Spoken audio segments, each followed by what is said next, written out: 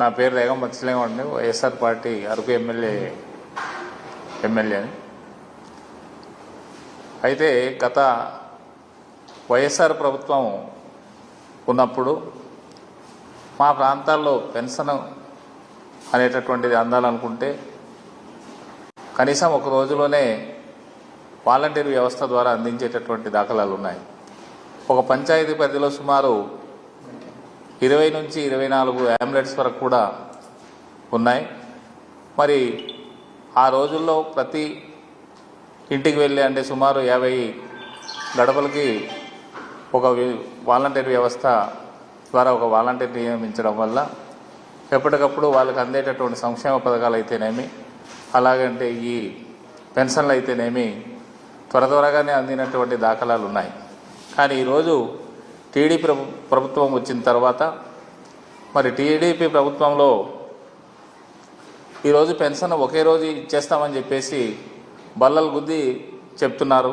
కానీ ఒక రోజు ఇచ్చేటటువంటి సాధ్యమైతే కాదు. ఎందుకంటే సచివాలయ వ్యవస్థ ద్వారా ఉండేటటువంటి ఉద్యోగస్తులు చాలా తక్కువ మందే ఉంటున్నారు.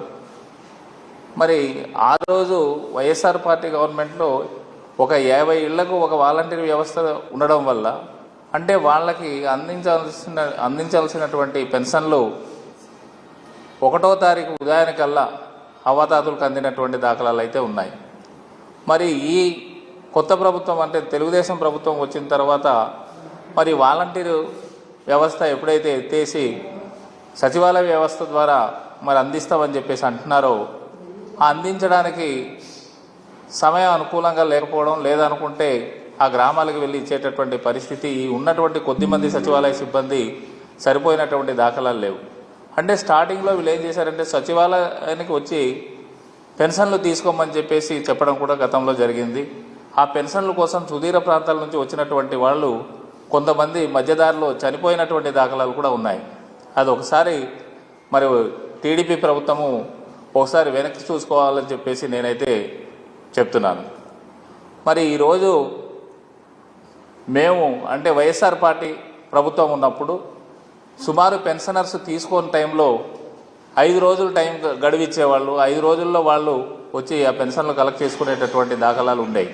కానీ ఈరోజు టీడీపీ ప్రభుత్వం ఏమంటుందంటే మేము ఒక రోజులోనే పెన్షన్ ఇస్తాము, ఆ పెన్షన్ తీసుకోకపోతే తిరిగి 2వ రోజు కల్లా మళ్ళీ అది ప్రభుత్వ ఖజానాలో జమ చేయమని చెప్పేసి అనడం అనేటటువంటిది విడ్డూరంగా ఉంది.